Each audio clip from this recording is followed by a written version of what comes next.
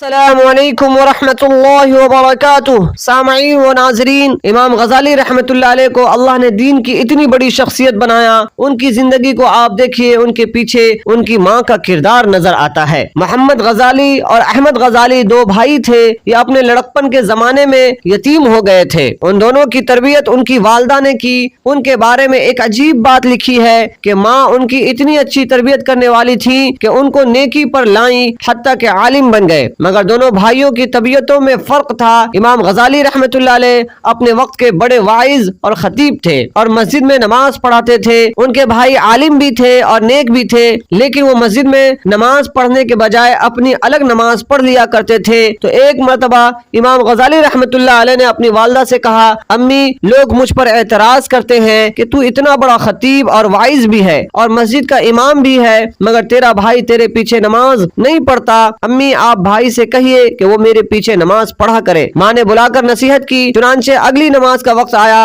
امام غزالی رحمۃ اللہ علیہ نماز پڑھانے لگے اور ان کے بھائی نے پیچھے نیت باندھ لی۔ لیکن عجیب بات ہے کہ جب ایک رکعت پڑھنے کے بعد دوسری رکعت شروع ہوئی تو ان کے بھائی نے نماز توڑ دی اور جماعت سے باہر نکل آئے۔ اب جب امام غزالی رحمۃ اللہ علیہ نے نماز مکمل کی، ان کو بڑی سبکی محسوس ہوئی، وہ بہت زیادہ پریشان ہوئے، لہذا مغموم دل کے ساتھ گھر واپس لوٹے۔ ماں نے پوچھا، بیٹا بڑے پریشان نظر آتے ہو؟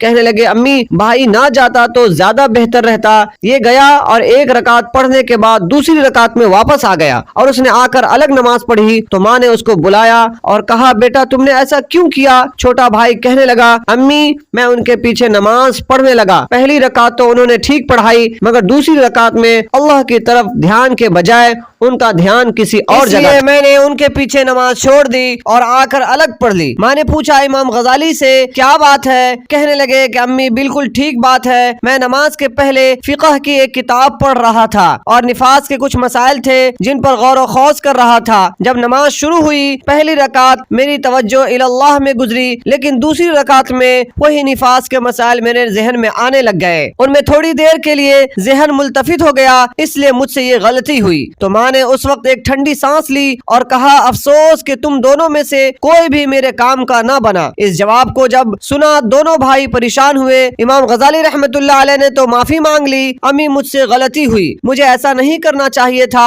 مگر دوسرا بھائی پوچھنے لگا، امی، مجھے تو کشف ہوا تھا، اس کشف کی وجہ سے میں نے نماز توڑ دی، تو میں آپ کے کام کا کیوں نہ بنا؟ تو ماں نے جواب دیا کہ تم میں سے ایک تو نفاس کے مسائل کھڑا سوچ رہا تھا اور دوسرا پیچھے کھڑا اس کے دل کو دیکھ رہا تھا۔ تم دونوں میں سے اللہ کی طرف تو ایک بھی متوجہ نہ تھا، لہذا تم دونوں میرے کام کے نہ بنے۔